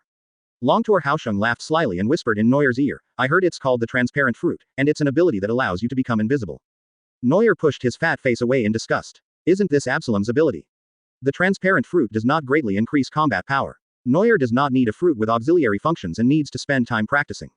The only enemies and opponents that can threaten Neuer now are at least those from Shichibukai. The improvement in power from the transparent fruit is too insignificant. Although the transparent fruit is good for doing naughty things. But Neuer is a man of pure heart. Neuer poked Weber's arm and whispered, if I wrong you again, pretend to be a slave and bring that bed over here. I don't need it, but it wouldn't be good if it fell into someone else's hands. Weber stared at Neuer speechlessly. Didn't they agree to just pretend to be a slave? This is an insulting competition. As the great war ghost Weber, I will never attack these injured slaves. This is a disgrace to his name and character. By the way, I also found a treasure at the auction. I heard it was a mysterious relic from an ancient sky island. It's called the super rounded shell. After hearing what Long Dao Yihaosheng said, Neuer happily turned around to look for Weber, but found that he was gone. Weber stood on the slave fighting field below with a surging heart, and shouted excitedly. Come on. No matter who it is, War Ghost will not show mercy. Neuer looked at Weber in amazement. Is this guy so realistic? You are a war ghost, not a cheap ghost. The celestial dragons were caught off guard when they saw Weber charging towards them. This is fast, just like the food in the cafeteria. However, seeing that Weber was the slave of Saint Rolvive, the celestial dragons became excited again. Advertisement. As expected of a child from a big family, even a slave looks so strong. Go ahead, beast. Defeat that guy and I'll give you some food. What a useless animal. Go down and kill him. The beastly nature in the hearts of the celestial dragons was about to erupt, the cruelty and bloodthirstiness in their bones burst out, and they used dirty words to insult the slaves around them. Seeing the crazy slave fighting arena, Neuer's face became a little heavy. These celestial dragons wear expensive clothes, precious jewelry, and eat delicacies from land and sea all day long. However, no matter how ostentatious their cover-up is, the internal organs beneath their skin are already crawling with maggots. The filthiness of the soul cannot be cured by appearance. People like slaves should not exist. Weber felt uncomfortable as he looked at the slaves released by celestial dragons. Although it was for the rare Super Row Strike shell, Weber was still a man of principle. At first he thought that these slaves would become crazy and aggressive after being whipped by their masters, but when Weber saw these people, he found that he was wrong. The miserable condition of these slaves cannot be described by just the words, pale and thin. What was even more terrifying was their mental state. The slaves were scolded and whipped by the celestial dragons, but they did not show any expression of pain on their faces, not even a frown. It's not that they are not afraid of pain. Weber feels that they have become almost numb to the pain of this situation. Looking at the lifeless eyes staring at him, Weber sighed, closed his eyes and rushed forward. Weber did not activate his abilities, but relied solely on physical skills to quickly take care of all the slaves present. There was constant cursing in the slave fighting arena. Many celestial dragons cursed their slaves for being useless, and many looked at Weber with envy. I haven't seen a slave with such personality and spirit in a long time. Even though he had just started practicing observation Haki, Weber could clearly feel the anger and ugliness of everyone present. Neuer said to Long Dao Yi Haosheng indifferently, "He won, you can give the things to the winner." Seeing that his things were so simple and ended up in someone else's hands, Long Dao Yihao said angrily, "I didn't expect you to get a new dog. It's my bad luck." Neuer took the fruit and the super striker, and said to Weber who had returned, "Retreat." Weber didn't turn around. He looked at the slaves with complicated eyes and said, "They shouldn't be like this." Neuer glanced back and sighed, "Weakness is a sin." Advertisement. Weber inherited the genes of the great warrior Calgera and has an obsessive pursuit of freedom and life. He confidently believed that his life must be in his own hands, and only by staying alive could he fulfill his life's pursuits. But when Weber saw these soul-destroying slaves who treated life and death as nothing, his mood became somewhat complicated. Weber followed Neuer back. Halfway through the journey, Weber suddenly said, "Captain, I want to save the slaves." Neuer looked at him in surprise and said, "That's not what you said. Excessive mercy will only hurt us. No matter how miserable the slaves are, it's not our responsibility to mind their business, right?" Weber shook his head and said, "It's not for the slaves. I just want to make myself feel better." Neuer scratched his head and sighed, "Just for this reason." Weber nodded and said, "Save as many as we can." However, since kidnapping the celestial dragons was already a serious crime, freeing the slaves of Mariajoy was a minor offense. "Okay, you decide." Neuer turned his head away and said. Weber showed a look of joy on his face. Although the captain is usually unreliable and often makes stupid mistakes, he still cares about the feelings of his subordinates. Neuer looked at the gradually setting sun, the charming sunset glow shining on his rosy face, and the noisy shouting and cursing from the slave fighting arena in the distance rose and fell like the tide. It was a beautiful landscape painting, but the mysterious bloody sunlight hanging over the slave fighting arena was like the sinner's last carnival before going to hell. A mysterious smile appeared on Neuer's face. The many evils of Mariajoy must be curbed tonight. The family of Saint Ralviv, whom Neuer pretended to be, was a family with some prestige among celestial dragons, so the invitations to the evening banquet were sent to each family on time. The celestial dragons received the invitation, only to find out it was an invitation to an engagement party for a happy event.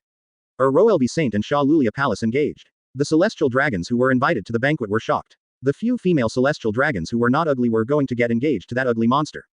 Countless, handsome, celestial dragons felt extremely upset and were determined to embarrass Saint Ralviv and ruin the engagement party.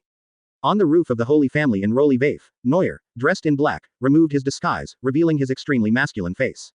Neuer wiped the demon in his hand and waited quietly for the show to begin in the evening.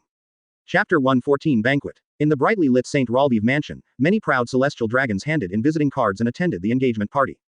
Although they were dressed gorgeously, their faces were ugly. Against the backdrop of the celestial dragons' bizarre looks, the banquet went on strangely.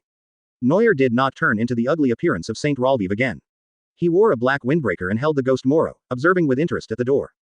At the Celestial Dragons banquet, the government guards are their life-saving talismans, but due to their proud personalities, they will not allow outsiders to attend the banquet in the same room with them. Just like that, all the guards were moved to the outskirts of the St. Ralviv's residence, leaving only a bunch of useless celestial dragons inside. Enel curled his lips, pointed at the people in the room and said, "Do you still want us to fight these rubbish together?" Neuer nodded and said, "Lucci and Bluno will cooperate with you. They know where the ship is. Weber and I might cause some trouble, so you better act quickly." Lucci crossed his arms and said, "Do we really want to save those slaves? This will be a huge burden on our operations." Neuer said enthusiastically, "It's more fun when it's difficult. Just think of it as finding some helpers for yourself." Lucci would often make suggestions that went against Neuer's opinion, but in the end, he would never go against his superior's orders. This is what makes Lucci different from others. He has his own independent thoughts and ways of thinking, but in the end he still respects the captain's decision. This is similar to the relationship between Zoro and Luffy, but Luffy's obedience is a bit colder and more rigid than Zoro's. A simple plan began and several people started to act. Lucci and Bluno are from the government's CP9, which is responsible for assassinations and kidnappings. With the help of Enel, it is not difficult to kidnap the celestial dragons. The difficulty lies in how to take the celestial dragons away from Mariajoy without being chased and intercepted. Neuer led Weber towards the darkest area of Mariajoy. The place they came to was the dark side of Mariajoy, where all the slaves were kept, imprisoned like animals. The celestial dragons of each family were afraid that the slaves would be polluted in their own territory, so they locked up these slaves in batches in several prisons here, saving Neuer the trouble of looking for them everywhere. In front of the tall gray wall, two sleepy guards at the gate were leaning against the wall, almost hugging each other and falling asleep. A cold wind blew, and the two guards, who were in their sweet dreams, suddenly felt a chill on their necks, and then they closed their eyes forever.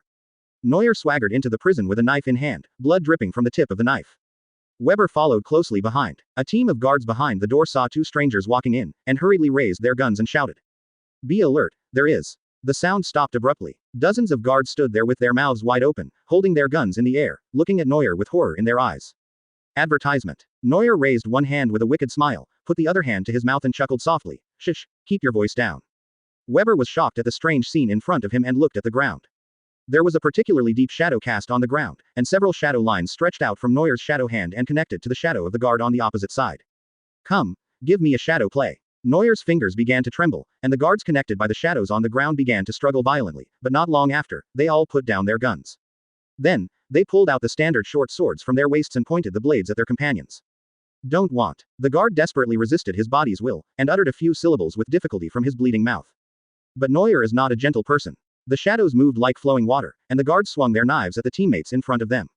Laugh. Plop. Plop. The blade entered the body, blood splattered, and the guards opened their eyes wide, and the look of them dying with their eyes open made people feel cold. Weber witnessed the entire horrific process of the suicide squad with his own eyes, and even he felt a little chilly. Unconsciously, the captain's strength has reached a place that he cannot see. Then let's continue walking inside. Neuer smiled gently at Weber and said. Normally, Weber would have felt that this smile was very warm, but now. Weber quickly responded, yes. Neuer nodded in satisfaction and continued walking into the dark corridor.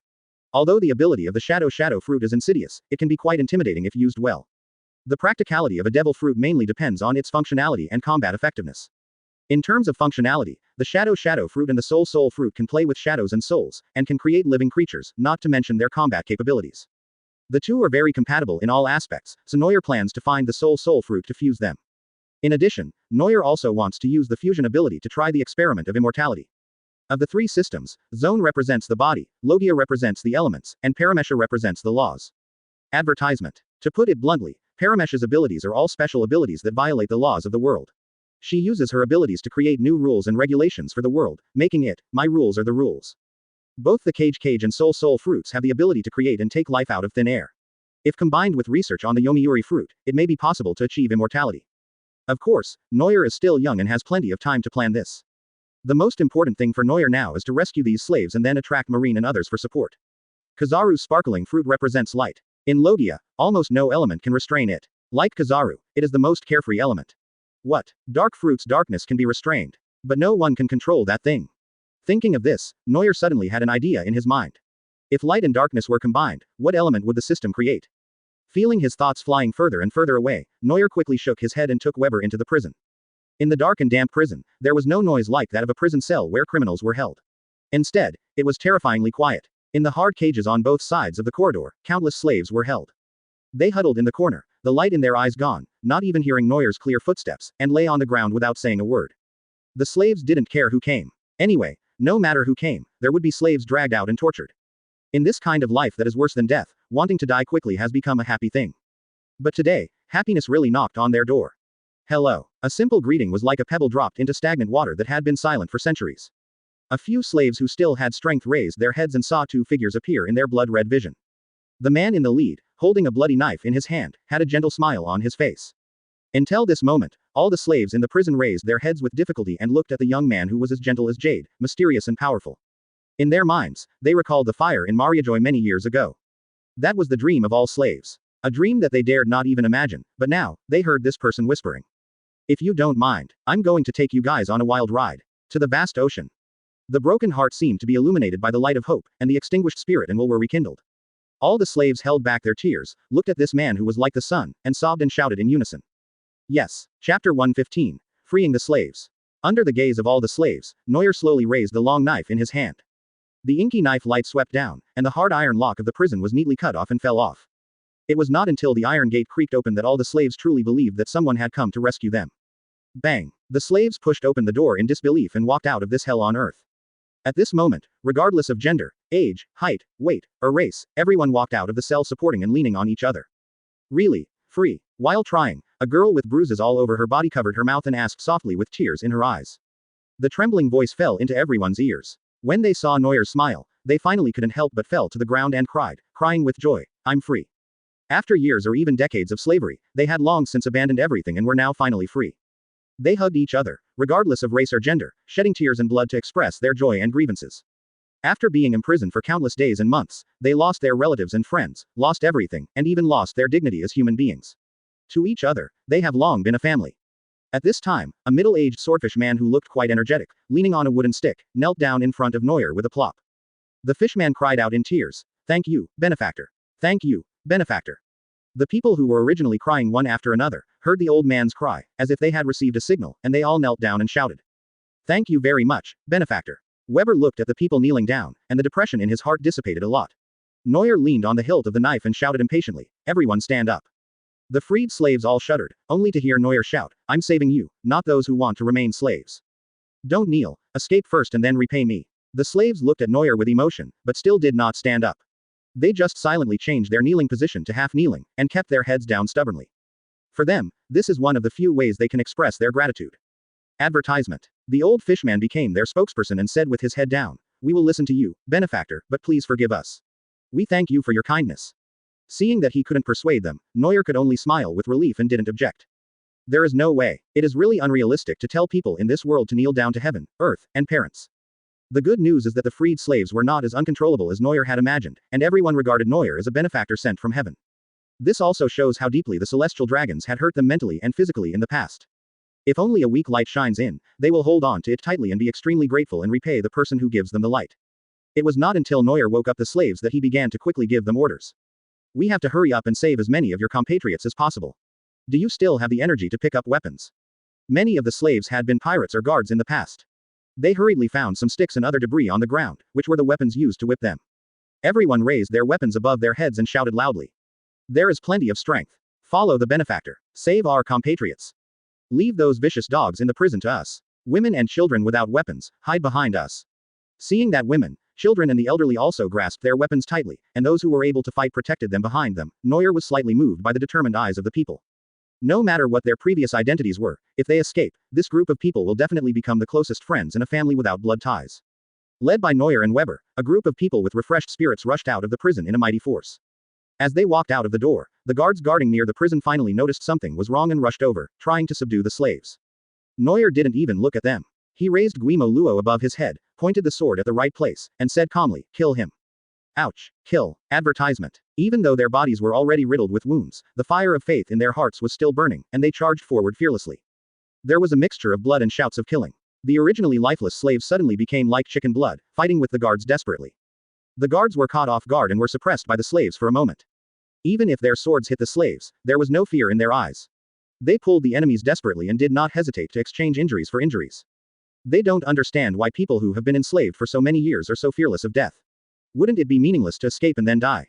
What the guards didn't know was that for the slaves, the most terrifying thing was not dying in battle, but leaving the world with no one caring about them, without hope, and living a life worse than death. The two sides engaged in close combat, and even the elite guards were beaten to a pulp. Neuer looked at their fighting prowess and nodded with satisfaction. Although this advantage would not last long, it was already very good for the slaves with weak constitutions. Neuer looked at the prison behind him that was filled with the stench of blood, a cold light flashed in his eyes, and he slowly placed his palms on the prison wall. The long-lost black flame ignited, and the terrifying high temperature spread along the palm to the surface of the prison. In a blink of an eye, the Amaterasu fire burned fiercely and enveloped the entire building. The guards stared at this astonishing scene in amazement, and the slaves cheered excitedly when they saw the prison where they had been imprisoned for many years being burned down. Then orange-red flames roared past, and Neuer instantly lit dozens of torches and threw them into the hands of the slaves. "Hurry up and solve it. After rescuing our compatriots, burn down these damn prisons." Neuer raised his arm and called out, and the people who were originally fighting fiercely became even more moved, and they responded excitedly in unison, "Yes, benefactor." Afterwards, under the cover of the two masters Weber and Neuer, he led the slaves to quickly rush into prisons.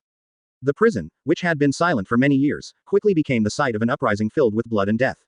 The flames and thick smoke rising into the sky were even more ferocious and terrifying. In the prison, the freed slaves were grateful and shouted, "Benefactor," but the slaves holding weapons shook their hands and said seriously, "If you want to thank someone, then thank the benefactor in black."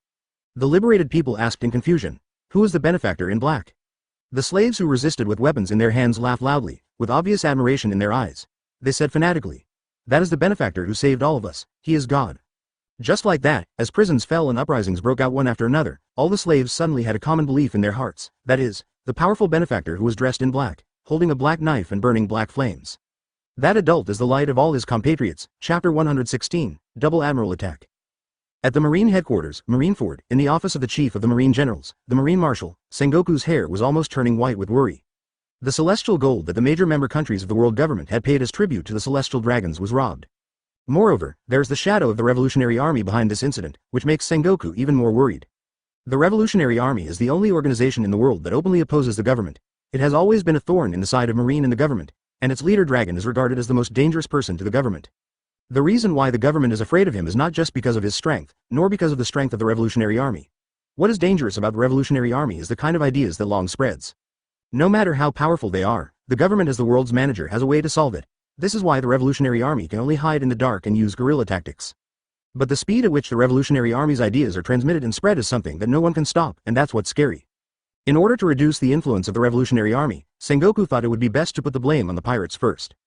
Devilman Neuer and Fire Fist Ace can only increase their bounties openly and secretly hunt down the Revolutionary Army. Sengoku looked at the reports sent back from the front, all of which showed nothing was found. He covered his eyes in sorrow, not knowing what to do for a moment. Ever since Tenshang Jin was intercepted by Doflamingo, Marine has strengthened Tenshang Jin's defense, but who knew that this wouldn't work? Neuer's copy fruit is really too troublesome. Sengoku is known as the resourceful general. With a little calculation of Neuer's voyage and the people he has met, it can be determined that Neuer has definitely copied the ability of the clone fruit. This makes it even more difficult. By copying and imitating, Neuer can become almost anyone. Huh. The sound of breathing came and went in the office. Sengoku's eyes followed the sound and he saw old Garp lying on the sofa in Sengoku's office, sleeping soundly with snot bubbles coming out of his nose. A chill came over him, his snot bubbles suddenly burst, and Garp yawned sleepily. Garp, who had just returned from Jogong, looked up and saw Sengoku's livid face. He smiled harmlessly and said hello, yo. Hey, my dear son. Why are you here to touch fish instead of going to work? Sengoku was so angry that his beard stood up, and he pointed at Garp's nose and cursed. Garp laughed and said nothing, letting Sengoku coerce and lure me, and I remained unmoved despite the wind and rain. Sengoku was furious at Garp's shamelessness. At this moment, there was a knock on the door. Sengoku shouted angrily, "Come in." Advertisement. The marine soldier came in trembling, saluted and shouted, "Report. Devilman Neuer and his men have infiltrated Mariajoy, are liberating slaves, and are setting fires everywhere. The Holy Land is requesting reinforcements." What? Sengoku widened his eyes. Didn't Neuer just rob the gold from heaven? How did they get to the Holy Land again? How did they get in? Garp laughed out loud at this time and said, "This kid is really good. He actually wants to do what Fisher Tiger did." Sengoku glared at Garp and said with a headache, he was able to enter the Holy Land without anyone noticing. If he sets fire to Mariajoy again, Neuer might be as dangerous as Fisher Tiger. As Sengoku was thinking, the soldier awkwardly interrupted his thoughts and said, "The Devilman might be more dangerous than Tiger. The Holy Land said that he kidnapped dozens of celestial dragons." Sengoku covered his head in disbelief, pointed at the soldier and cursed, "Why didn't you say so earlier?" "Damn it. Garp, lead the troops yourself and go to provide support quickly," Sengoku hurriedly ordered his old friend. Who knew that Garp would actually shake his head and say firmly, "No." Sengoku frowned and asked, "What, you're the Marine Vice Admiral?" Garp snorted and said, "Although Neuer is an enemy, he is now the hope of those slaves. I don't like to touch him at this time." Sengoku was speechless now. Garp had never liked celestial dragons, and everyone in the Marine knew it. Because celestial dragons often order Marines to serve them, many of the slaves that Fisher Tiger rescued were recaptured. The action was taken by the Marine who was asked by the celestial dragons. Because of this, the entire Marine was questioning the justice of their execution at that time. Is Marine the celestial dragon's dog who cleans up the mess and maintains their evil deeds? After that incident, it took Sengoku a long time to calm the general's resentment, but it also came at a huge cost, with the loss of a lot of talent and resources. Therefore, Garp's personality and approach, coupled with his relatively free position as Vice Admiral, made all the rear admirals secretly support and embrace his ideas. Sengoku couldn't convince his old friend, but the situation was urgent, so he had to call the two lazy guys over. Advertisement. After a while, two tall men stood in front of Sengoku's desk. Aokiji closed one eye and snored softly, apparently asleep. Kizaru raised his hand, stroked his chin and wondered what the black den mushi in his hand was used for. Veins on Sengoku's forehead throbbed. He slammed the table and yelled, "Something happened in the Holy Land. Hurry and go rescue the Celestial Dragons, suppress the slave uprising, and capture Neuer." Kizaru raised his voice and complained slowly, "So many tasks?" Aokiji opened his eyes, and suddenly remembered Neuer's appearance in his mind. They had met in Calm Belt before, and Aokiji felt at that time that Neuer might be a big enemy of Marine.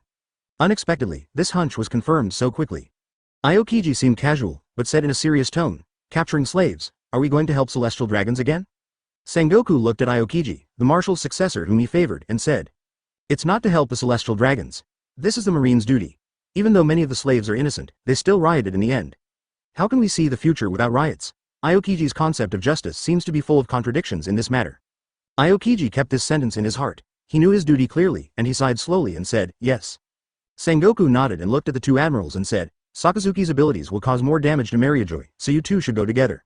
This was also a selfish motive of Sengoku. If Akainu was allowed to go, those slaves would definitely be killed regardless of whether Neuer escaped or was captured. But if Aokiji goes, the fate of the slaves may be uncertain. Kuzan, use your abilities to put out the fire in Mariajoy.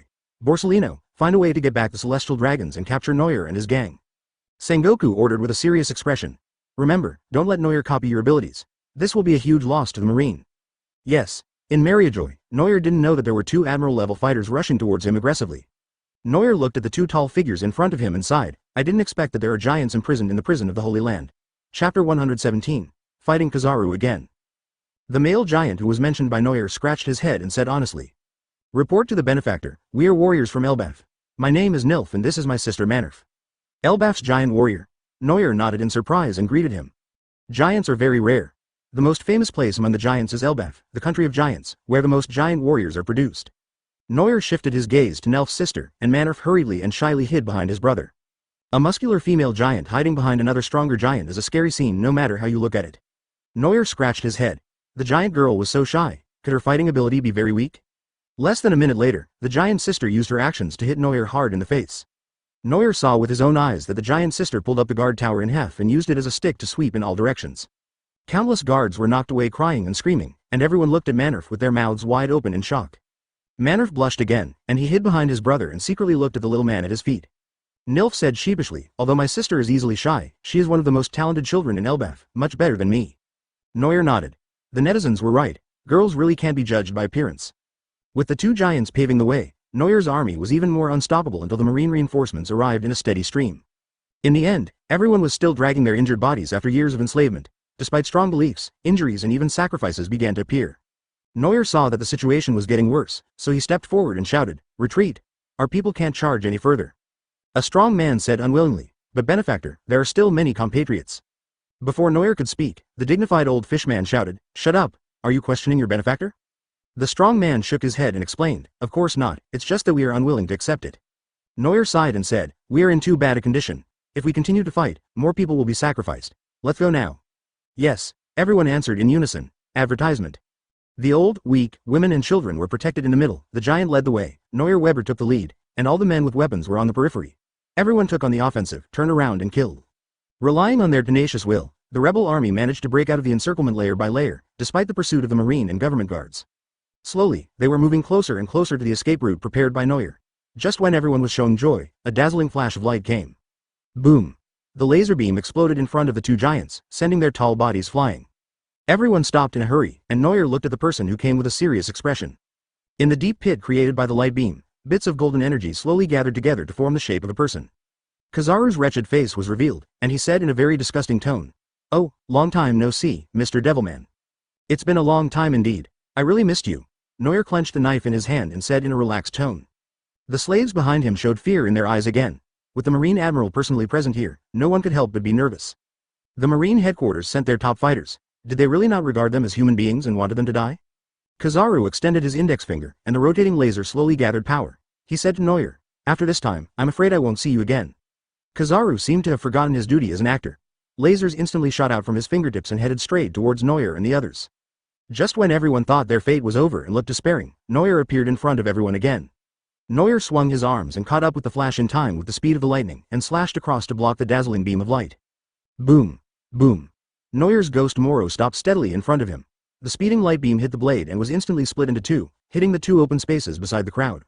Accompanied by the huge sound of bombing, the rescued people cheered again, and Kizaru looked at him in surprise. Use the power of thunder and lightning to speed up. Can you keep up with my speed? Neuer ignored Kizaru's monologue and turned to Weber and said, take them away. I'll try to hold him back and then join you guys. Weber and the freed slaves were a little worried, but everyone regarded Neuer's words as an imperial decree and said in unison, yes. Then, Weber transformed into a pterosaur and led everyone, rushing past Kizaru without looking back. Advertisement Kizaru narrowed his eyes, his calves shone, his figure disappeared, flashed in front of everyone, and kicked out at the speed of light. Neuer's body turned into lightning, and he barely caught up with Kizaru's speed, holding his sword horizontally to block his kick. Taking advantage of this opportunity, Weber led his men to quickly break out of the encirclement. Kizaru looked at Neuer nonchalantly and said, well, forget it. Anyway, it won't be hard to catch up with them now that Mr. Devilman is dead. Neuer sneered and said, I wonder who will die. Kizaru stopped talking, folded his arms across his chest, and with a flash of excitement, the long Kusanagi sword was drawn out. The sword of Onimera and the sword of Aim no Kume collided violently, splashing out countless sparks and illuminating a large area. Kizaru's figure flashed several times, and he kept swinging his sword to cut at Neuer's vital points. Neuer's lightning body can also keep up with Kizaru's speed, but he cannot match Kizaru's focus on speed when moving at high speed for a long time. But Neuer has more than just this ability. Neuer was knocked back by Kizaru again, and fell to the ground, his body disappearing directly into the soil. Kizaru stopped in surprise. Where did he copy this ability from? Unable to figure out Neuer's ability, Kizaru stood cautiously in place, using his observation Haki to try to sense the changes around him. Suddenly, the shadow under his feet moved, and a hand stretched out from his shadow. Kizaru was startled and quickly jumped into the air, and the owner of the hand also jumped out from the shadow. Neuer raised a slight smile, and seeing that he couldn't touch Kizaru, he simply used the ghost Moro to swing out a flying slash. Kizaru transformed into an element in time and flashed away, but a corner of his golden-clad suit was still cut off by the sharp sword energy. Neuer returned to the ground, and Kizaru's expression gradually became serious, and he said, you copied Moria's shadow fruit? Although it was a question, Kizaru's tone was very firm. Neuer did not answer him, but smiled and said, where there is light, there is shadow. Wherever you are, there is shadow. No matter how fast you are, can you shake off the shadow behind you? Kizaru sighed, tapped the ground lightly with his right foot, and his slow tone unexpectedly rose and fell, and he smiled with a crooked mouth and said, well, I can try.